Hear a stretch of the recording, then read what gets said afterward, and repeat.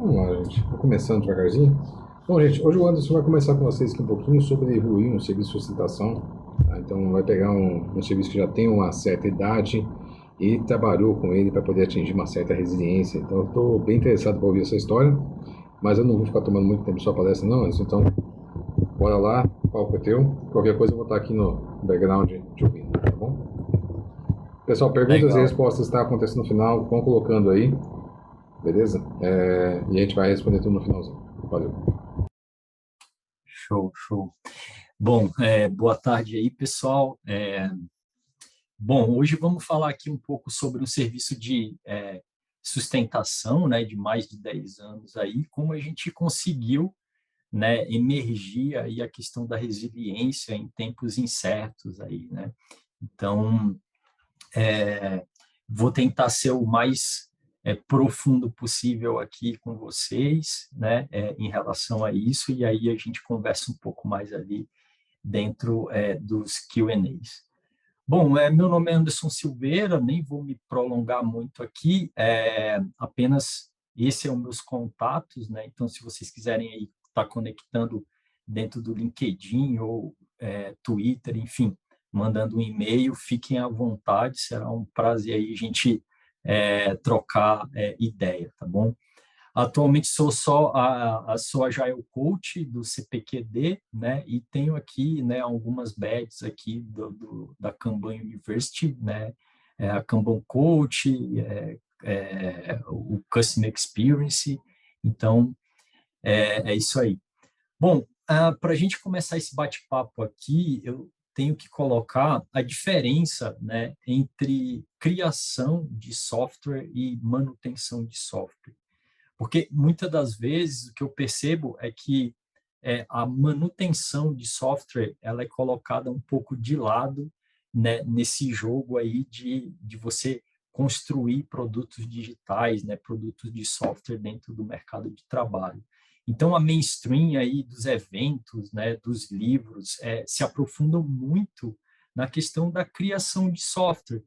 E a manutenção de software, por alguma razão, a gente não tem a mesma profundidade, porém, eu entendo que tem a mesma importância em ambos os casos. Então, é, por se tratarem de características diferentes. Então, criação de software geralmente tem características bem específicas que a gente vê continuamente aí dentro dos eventos, as pessoas falando que tem a ver com um ambiente de alta incerteza, um aprendizado sobre qual é o problema, ciclos curtos ali para colher feedback, saber se a gente está no momento certo, está no caminho certo, qualidade embutida, né, descarte de ideias é muito comum e para um propósito maior que seria o quê? Encontrar o encaixe entre problema e solução. Porém, quando a gente está falando de manutenção de software, a gente lida com um ambiente de demandas repetitivas, né? Você tem um grande volume de incidentes ali a todo momento, né? Você tem o fator tempo é algo muito crítico dentro desses ambientes e você precisa acompanhar a volatilidade do negócio, né, lidando ali com riscos e perdas monetárias constantemente dos seus clientes. Então, e o grande propósito do suporte e manutenção é manter esse encaixe entre problema e solução, né? Então, a criação de software, encontrar o encaixe entre problema e solução, e manutenção de software é manter esse encaixe vivo. Então, eu tive particularmente muito, quando eu comecei a ajudar times de manutenção, eu tive muita dificuldade para conseguir referências boas para que me ajudassem nesse contexto. E então, o produto basicamente que a gente está falando aqui, entrando já um pouco no estudo de caso, é um produto desenvolvido aí pelo CPQD, né, a empresa pelo qual trabalho, e é um produto que ele é usado por diversas empresas ou grandes empresas de telecom que mapeia toda a rede, né, física dessas empresas que promovem aí, provêm, né, serviços aí de internet para a casa de vocês, serviço de telefonia em geral. Então, durante a pandemia, né, o que a gente viu foi um crescimento absurdo ali, né, de internet, das pessoas tendo mais internet ou acessando mais internet nas suas casas, então adquiriram mais serviços, né, e isso causou, né, também um número maior ali de reclamações, né, e isso obviamente afetou diretamente esse produto digital que a gente oferece para essas empresas, porque mapeiam a parte core, a parte de inventário dessas grandes empresas. Então, o cenário atual basicamente era um time aqui de sustentação, né, desse produto, onde ele sofria solicitações, né, de todos esses grandes clientes de telecom, inclusive os próprios clientes ali internos da própria empresa, marketing, né, de colocar coisa nova dentro desse produto, né, o próprio serviços internos que demandavam algum tipo de correção específica dentro desse produto. Então, a pressão sobre esse serviço, ele começou a aumentar, né? Esse serviço, ele basicamente, esse produto ele tem mais de 10 anos dentro do mercado. Então, o que acontece é que esse aumento, né, essa propagação, esse aumento de demanda não teve o mesmo acompanhamento na estrutura de gestão. Então, a gente não tinha uma estrutura de gestão adequada a lidar com toda essa pressão que tinha, que precisava, né, lidar aqui com essa quantidade de demandas.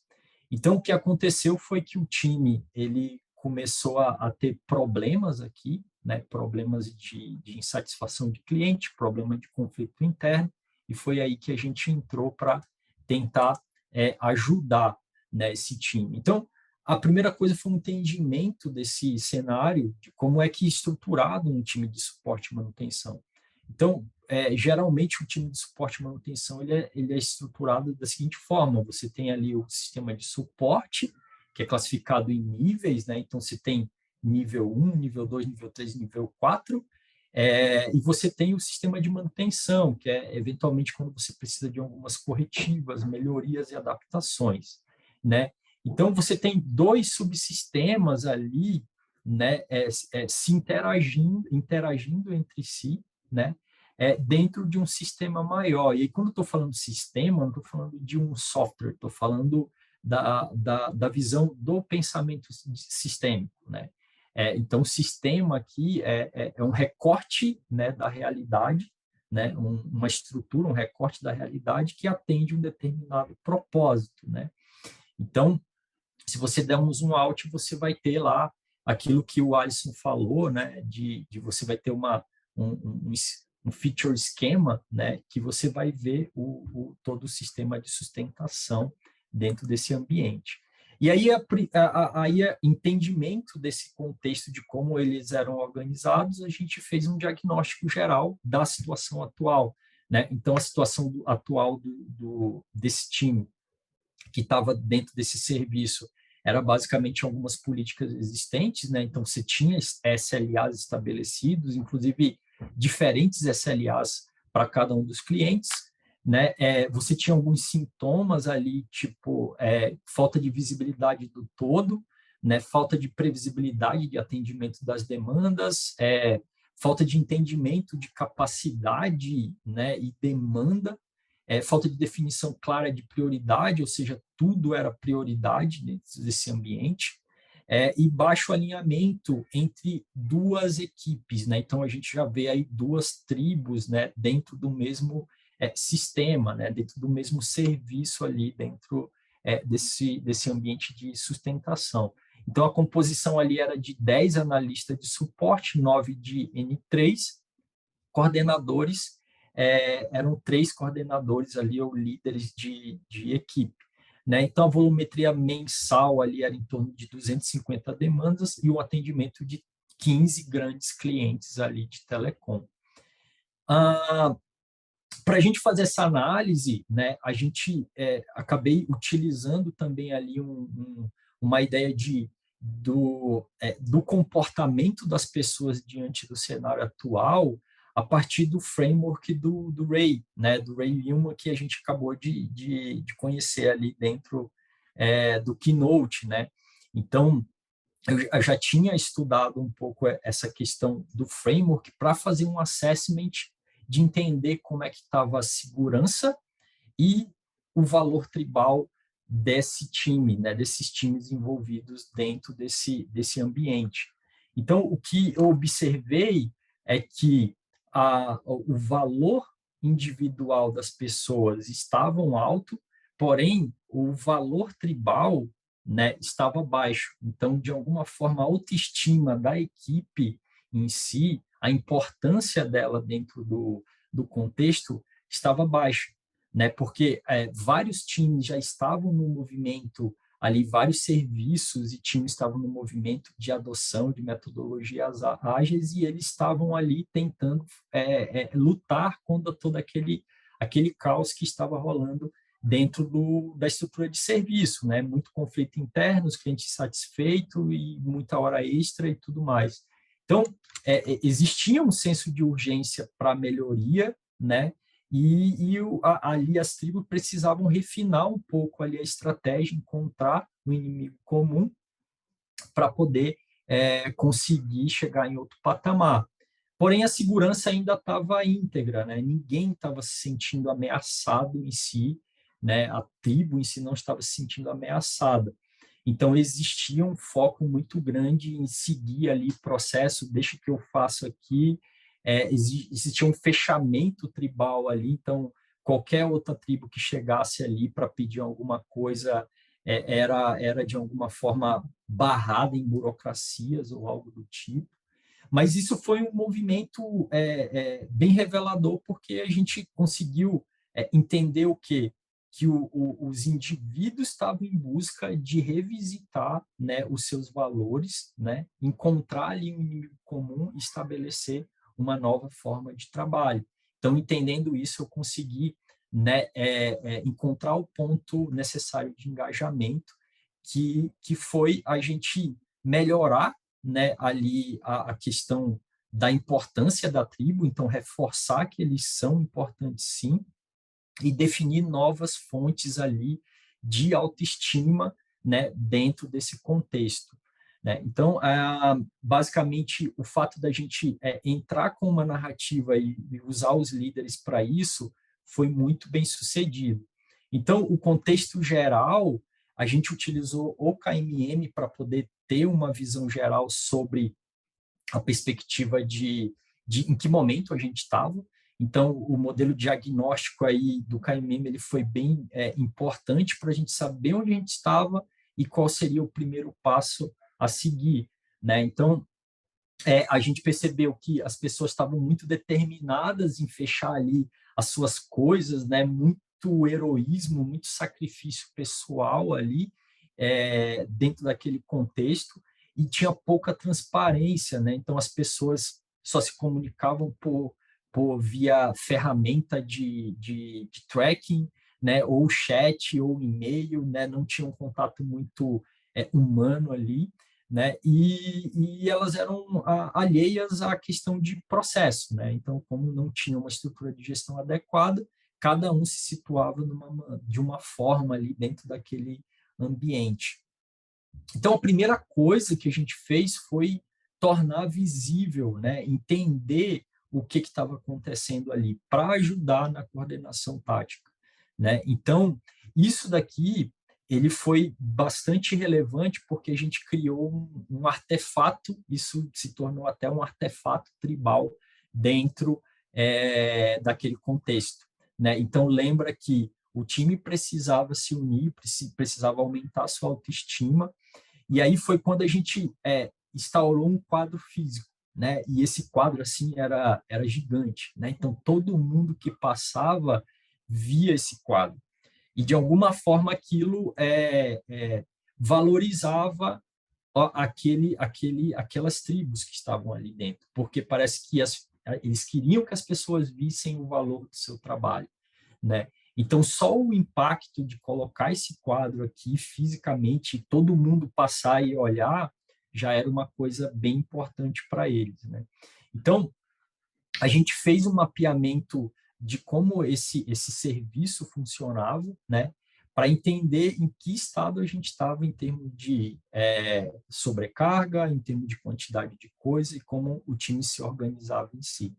Então, a gente dividiu aqui numa estrutura onde a gente sabia muito bem onde era a entrada das coisas, onde toda a questão do trabalho era executado, né, dentro desse fluxo, e o output, né, era o término, o ponto onde eu entrego aquilo para o cliente, né? Então, a partir dessa estrutura, a gente conseguiu entender onde era o futuro, presente e passado, né? Então, o futuro era a priorização, o que ia entrar, o alinhamento de expectativa, né?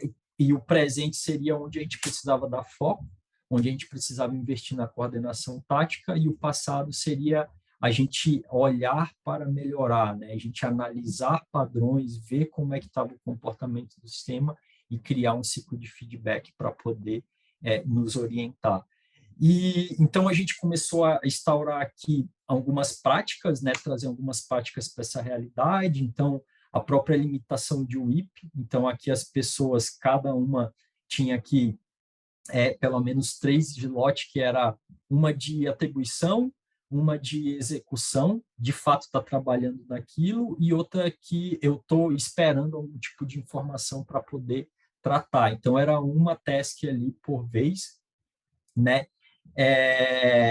E aí eles começaram a ver também como é que seria a priorização dessas demandas ao longo do processo de passagem de um nível para outro, né? Há alguns avatares para dizer quem são as pessoas envolvidas dentro desse serviço, ponto de entrega, as entregas, né? Onde era o fim dos cards ali dentro do quadro, os tipos de trabalho que definiam as cores ali. A gente tinha os bloqueadores, né, os possíveis pontos ali que dependiam de outras equipes ou dependiam propriamente até do cliente para poder seguir dentro do fluxo, e a descrição das políticas explícitas dentro desse processo, tá? Então, isso daqui já foi um impacto gigante, né? E a gente pôde observar o encontro das duas tribos e como essa relação dessas tribos acontecia, né? Então, você tem aqui o sistema de N2, o sistema de N3 e todas as pessoas envolvidas aqui. Então, isso criava um senso de propósito único. Por quê? Porque agora não ficava, você passa muito tarde a demanda, o outro time não faz rápido e o cliente fica esperando. Então, aqui tinha a oportunidade de visualizar e ter transparência necessária. Isso nos colocou no patamar de nível 1, né? Então, a gente já estava numa maturidade 1, onde a gente já conseguiu perceber uma compreensão básica aqui do fluxo de trabalho, né? Começou a ter algum tipo de conscientização aqui de como era esse fluxo dentro do que as pessoas estavam envolvidas. Você tinha mais transparência, obviamente, e colaboração, mas a colaboração ainda era no nível do time, né? Então, cada um dos times que estava ali dentro colaboravam mais entre si, porque estava vendo todo mundo ali, né? E tomada de iniciativa, então, um ou outro já começou a perceber que precisava atuar mais em bloqueio, ou precisava resolver algumas coisas que estavam pendentes. Então, isso daqui já foi um grande salto assim para eles no sentido de maturidade do serviço. Então, o próximo passo foi a gente definir algumas políticas explícitas para ajudar na organização e na colaboração a nível de serviço, né? Então, aqui, voltando ao estudo de caso, a gente percebeu que chegavam muitas demandas, porém, elas eram tratadas de forma homogênea, né? Então, a gente começou a tentar identificar alguns padrões, né, que destacavam essas demandas e colocavam ela dentro de um conjunto de opções e critérios bem definidos, né? Então, a primeira abordagem foi colocar na perspectiva de duas dimensões, impacto e tempo de reação. Então, se a gente tinha uma demanda que ela tinha um alto impacto em pouco tempo, então o tempo de reação dela tinha que ser muito pequeno, tá? Então, a gente pelo menos encontrou aqui 5 padrões, a princípio, por tempo de reação, né? Isso nos deu, né, um limiar que nos colocou pelo menos 5 níveis de risco aqui dentro desse contexto. E esses riscos eram bem definidos, né? Então, o risco 1 é o risco de parada da operação do cliente e perda de dinheiro imediata. Então, quando acontece esse tipo de coisa, provavelmente você está dentro do nível 1.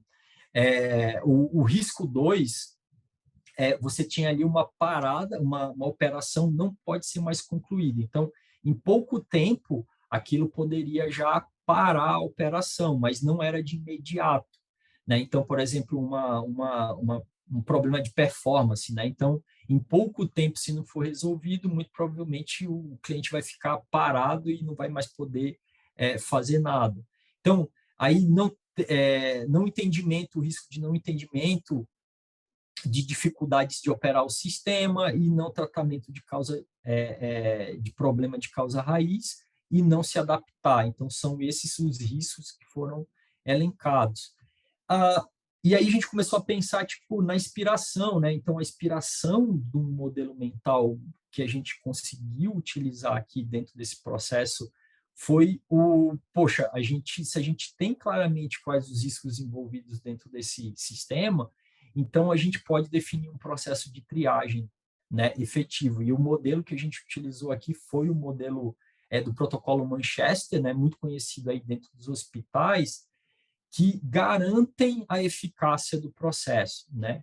Então, basicamente, quando você chega no hospital, você é uma demanda, tá? Então, no processo de triagem, né, você é classificado, né, em algum nível de tratamento com base no risco envolvido a você, né? Então, se você chega lá com o dedo cortado, né, e alguém chega com um tiro no peito, muito provavelmente essa pessoa tem prioridade, né, sobre você, né? Então, o tempo de atendimento dela vai ser imediato, vai ser 0 minuto, ela já vai entrar direto ali. E por que isso? Porque o hospital, para ele lidar com demanda e capacidade, né, que sempre a demanda é maior do que a capacidade, e ainda assim ser eficaz, ele precisa entender esses riscos envolvidos. Porque qual é a eficácia do hospital? É salvar vidas. Quanto mais ele salvar vidas, melhor. Se ele tratasse todo mundo como de forma homogênea, muito provavelmente a gente não teria aí uma eficácia, né, dentro do salvamento de vidas. Então, isso foi estabelecido, só que a gente precisava de mais, né? E foi aí que a gente recorreu a uma parte aqui do framework, né, do Fit for Purpose, para identificar o quê? Os diferentes segmentos dentro desse processo e claramente saber quais são os critérios de adequação de cada um desses segmentos. Então, a gente está falando aqui em fazer um design adequado, né, e a realidade, né, desse serviço e orientado a esses riscos, né? Então, basicamente a gente encontrou ali dentro dessa perspectiva aos olhos do cliente como seria esses critérios. Então, assim, o tempo de atendimento do SLE ele é extremamente importante. Então, dependendo da demanda, o cliente ele quer um time diferente, né, para essa demanda. Ele quer que ela demore tanto tempo para ser resolvida. A confiança no tempo de combinado. Então, ali seria o quão eu sou preciso na hora de entregar dentro do prazo, né? Solução de contorno, né? Tem a ver com a qualidade, né? Então, quanto que eu espero que tenha uma solução de contorno ali ou uma solução definitiva, né? E disponibilidade de atendimento, né? Então, tem a ver com conveniência, né? Então, eu preciso que, por exemplo, que tem certos tipos de chamado que final de semana eu preciso ser atendido também, né? Então, esses são os critérios claros ali e que a gente definiu. E aí a gente conseguiu mapear, né, cada um desses critérios, né? Então, para cada um, você tinha um valor, né? E isso acabou definindo segmentos bem claros para a gente para o design desse sistema, né? Então, aqui, por exemplo, eu tenho um design de segmento de imediato e rápido, que seria as minhas urgências e emergências, né? Então, o SLE é de até 4 horas, o outro é de 16 horas, né? Aqui eu tenho uma confiança de entrega de 95%, né? A solução de contorno aqui é imprescindível, porque você tem que fazer uma solução de contorno para dar logo uma resposta para o cliente, e aqui a disponibilidade é de 24/7.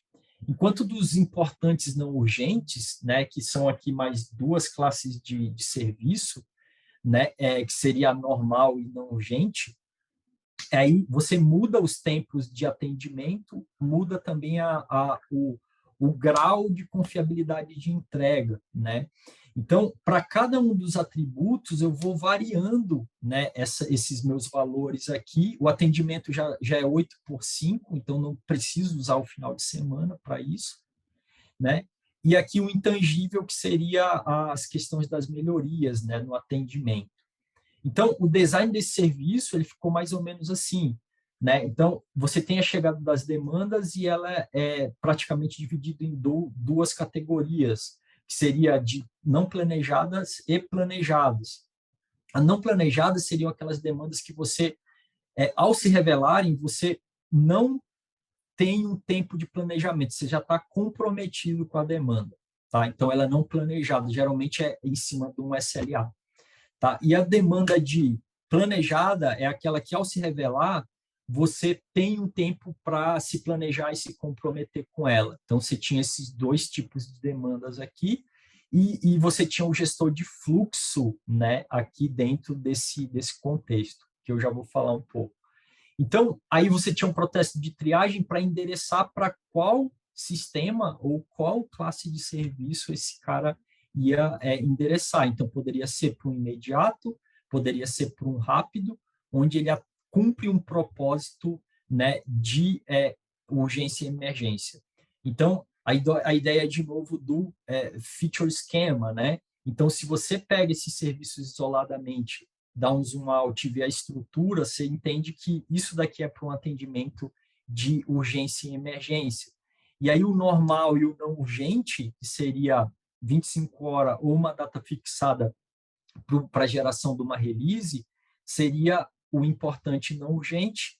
E, por último, você tinha uma programação periódica de melhorias, né, de 15 em 15 dias, que eram adaptações contínuas ali para que otimizavam os demais ou diminuíam a pressão dos sistemas aqui em cima. Né? Então, era tratamento de causa raiz, coisas mais duradouras aqui, melhorias dentro da release e tudo mais. E aí você cria uma opcionalidade dentro desse time, né? Então você pode, inclusive, dividir essa capacidade para atuar, né, em diversos níveis de atendimento, sendo claramente quais são para eles quais são as prioridades aqui dentro desse sistema, né? Então a gente acabou reforçando esses papéis já existentes. Então isso daqui são papéis existentes que a gente acabou reforçando dentro da política que a gente estava empregando dentro desse contexto. Então, existia o time de suporte, existia o time de manutenção, o líder de suporte e o líder de manutenção. Então, o líder de suporte, basicamente, ele recebe as demandas de entrada aqui, né, faz a negociação com o cliente e participa do processo de triagem, autorizando ali, classificando os níveis de risco, né? E acompanha todo o processo dos chamados com o cliente. Já o líder de manutenção, ele fica atento às demandas que estão chegando dentro do N3, né, incentiva a cooperação entre os dois sistemas e organiza o time de desenvolvedores de acordo com a prioridade definida no nível 2. Tá? E aí a gente sai com uma nova atribuição, que é o gestor de fluxo que vocês viram ali dentro daquele quadro. Isso daqui foi novo. Então, emergiu a necessidade de alguém que olhasse para o todo, o acompanhamento sobre o propósito, né, se a gente está seguindo as políticas corretas dentro dessa operação, acompanha sistemicamente as métricas, né, e apresenta essas métricas para a alta direção e para a equipe envolvida nesse serviço, né? Então, aí a gente chegou à pandemia, tivemos que ir para o digital, né? Então, a gente tem aí a opção do Swift Kanban, né, como uma opção. Então, aquele quadro veio para o digital, né? E esse processo, acreditem que demorou um dia para acontecer. Um dia para acontecer. Basicamente, quando a gente saiu do físico, o quadro ficou lá abandonado, né? Que daí todo mundo saiu de lá, a gente chegou aqui, contratamos, aí a gente já estava há uma semana tentando já contratar ali a ferramenta, quando chegou, todo mundo botou os cards aqui, porque já viram muito valor nisso, lembra que era um artefato tribal, né? O quadro todo mundo botou aqui e no outro dia já estava rolando a daily, né? Dentro do Kanban Meeting, dentro da reunião diária, né? Então, basicamente, o líder de suporte recebe ali as demandas, o time de suporte ele fica atento ali para a chegada da demanda, faz a priorização aqui correta e tenta fazer a tratativa. Caso necessário, um atendimento mais profundo, né, você tem um segundo ponto de comprometimento que o líder de manutenção faz a priorização correta e o time de manutenção, né, acaba tratando essas demandas e se orientando pelo SLE necessário para a tratativa. Já os gestores de fluxo têm a visão sistêmica para o cumprimento do propósito, né, e ver se toda a operação precisa de algum tipo de colaboração, ficar atento pelos gargalos envolvidos dentro do processo e tudo mais.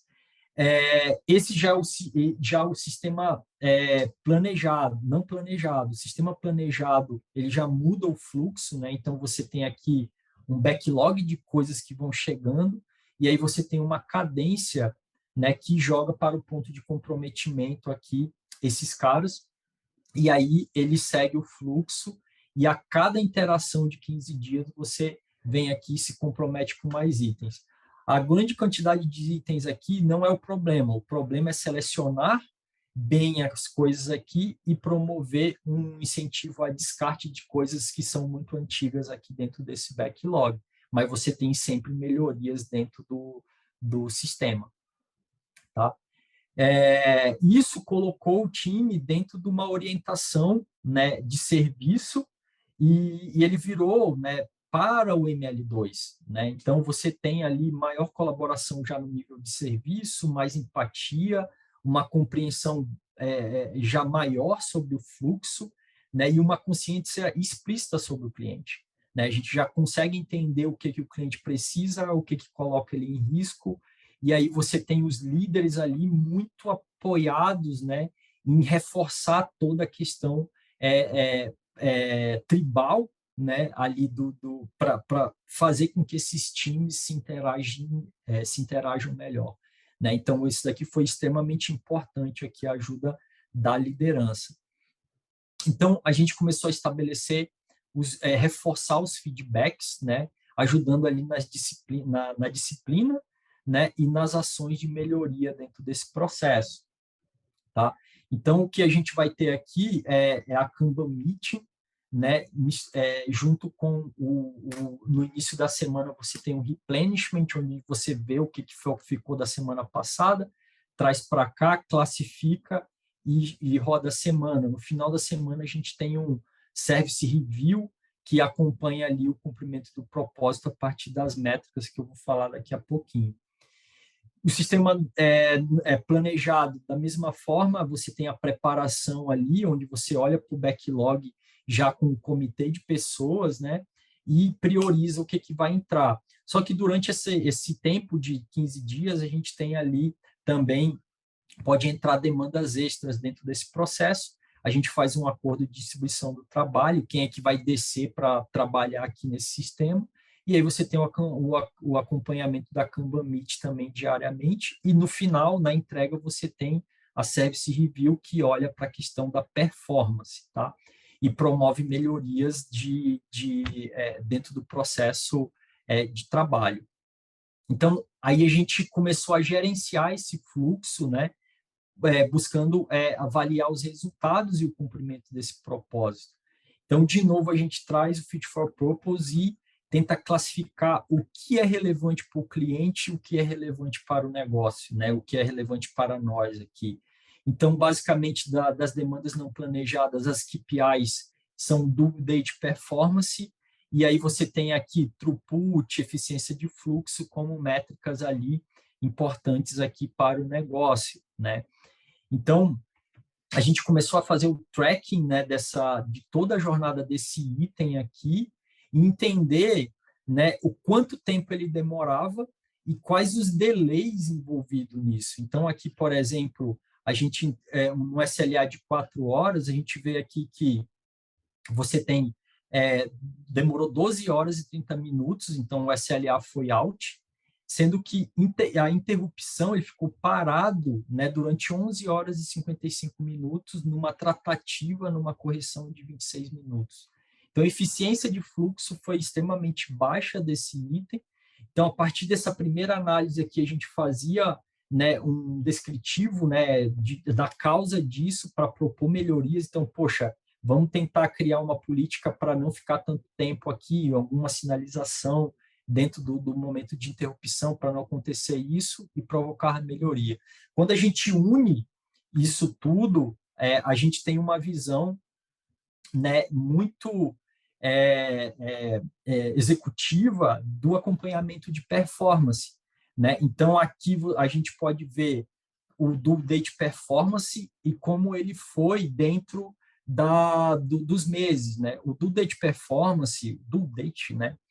Ele é uma métrica ali que foi muito falada ali nas primeiras literaturas do David Anderson, mas não sei por que hoje em dia não se fala muito sobre essa métrica em si, né? E a gente acabou utilizando, né? Então, basicamente, o due date performance é em cima do SLA. Se você tem um SLE estabelecido ali, você consegue tirar ela. Então, é basicamente assim, se eu tenho um SLE de 4 horas e eu tive 10 demandas nesse mês e consegui dentro do SLA 6 demandas, então eu tenho 60% de DDP. Então, é o cálculo de cumprimento do SLE dentro dessa perspectiva, SLE ou SLA, tá? Dentro dessa perspectiva. Então, a gente consegue ver a responsividade desse sistema. E o que a gente vê é que, no último semestre, a gente vê um atendimento de 100%, ou seja, a gente está salvando 100% das vidas críticas que entram dentro desse sistema. A gente consegue ter também uma visão aqui de volumetria, né, dentro desse ambiente, onde a gente vê aqui a busca aqui que tem um pulso, né, de quantidade de demandas entrando versus o SLE aqui, o due date performance de cumprimento e a visão geral.